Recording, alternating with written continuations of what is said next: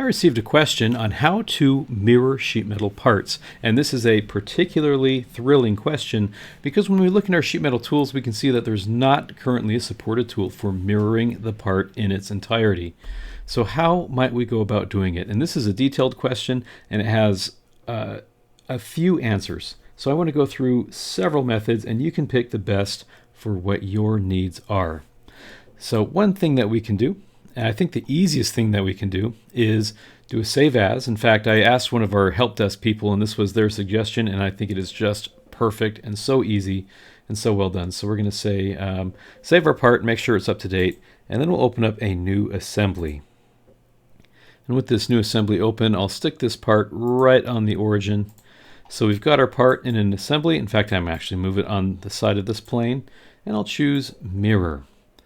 And I'll select this is my mirror plane and this is my part, and we're going to have this create other handed copy right there.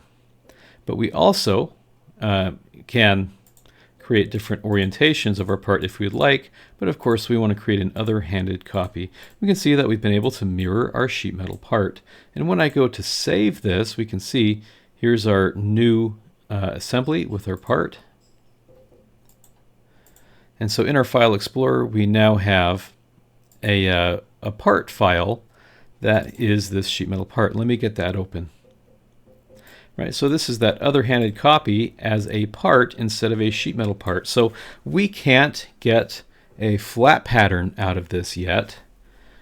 So how do we get a flat pattern? And what I'll do is we'll say send to sheet metal. Right, so we're going to convert this to sheet metal. We're going to say replicate sheet metal part, but first I must actually choose a tab. And once I click on a face, I can say replicate sheet metal part. And sure enough, now we have a sheet metal part that can flatten, and it is a mirror of what we had before. So I'm going to go ahead and save this as our sheet metal part. Now, when I go to edit the original, right? When I go to edit this, and maybe I'll activate a sketch, and I'll create a big hole right in the center. Again, in serious CAD, we'll want to fully constrain everything. We'll edit our part, and sure enough, that shows up. And so we are able to make a hole and have it show up in our sheet metal part exactly as we would want to. So we'll save. And then when I open up this sheet metal part that is mirrored, we can see that this hole is added again. So we have our original and our mirrored sheet metal part that now have this hole added just as we would hope. And we can flatten it. So there's a way that we can create mirrors that update automatically when we want them updated, right? Now, there is another way. So in the very, very unlikely event that there's some complication or something, there is an alternative way to do this. So let's go through that. I have not heard of any issues with the assembly mirror, but maybe you could get a three-way circular dependency or I don't know, something unexpected, right? So it's good to have another tool on your tool belt, and this method will work for things that even aren't sheet metal in completely different use cases. So it's nice to just add some tools to your tool belt. Here is another tool, and it is centered around Booleans. So I have a blank part open. And again, this is a part file that cannot generate flat patterns. We'll go ahead and go to Boolean and choose our original sheet metal part. And I'll stick it right on the origin right there. I can even anchor it so it doesn't move around on me. And then we'll commit to Boolean. Now we can simply use our tools, right? Like scale, mirror, part. We'll choose a mirror. I think it's about the YZ plane. Yep. And we've created a mirror for our part. You can tell those flanges are on the other side now. So now that we've mirrored the part, well, of course, we'll want to be able to flatten it out. So let's go to, as we've done before, right, we'll save.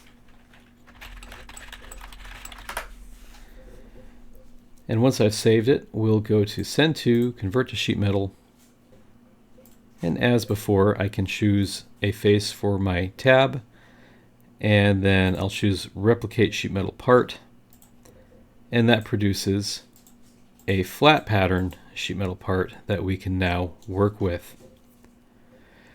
But the question is, if I update my original part, will my mirrored version update as well?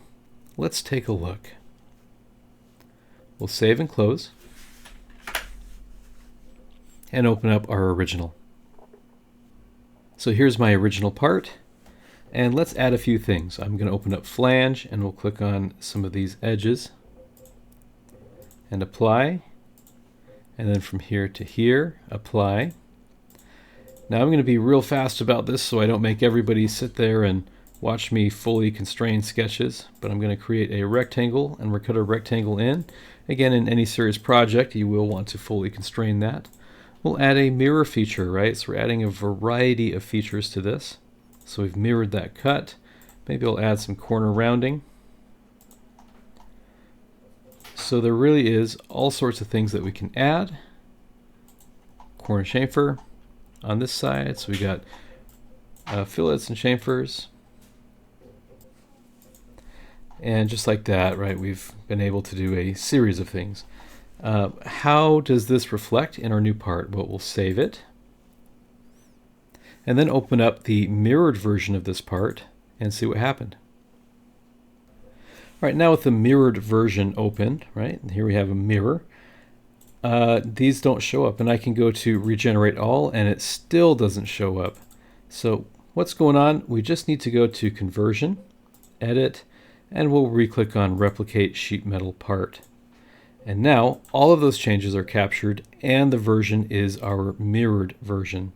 So even better, we now have a part that can update with just that little conversion button click, and we don't need an assembly to be able to do it. So if you want to have all of your parts in, their own files with no assembly, you can do that, or you can use an assembly.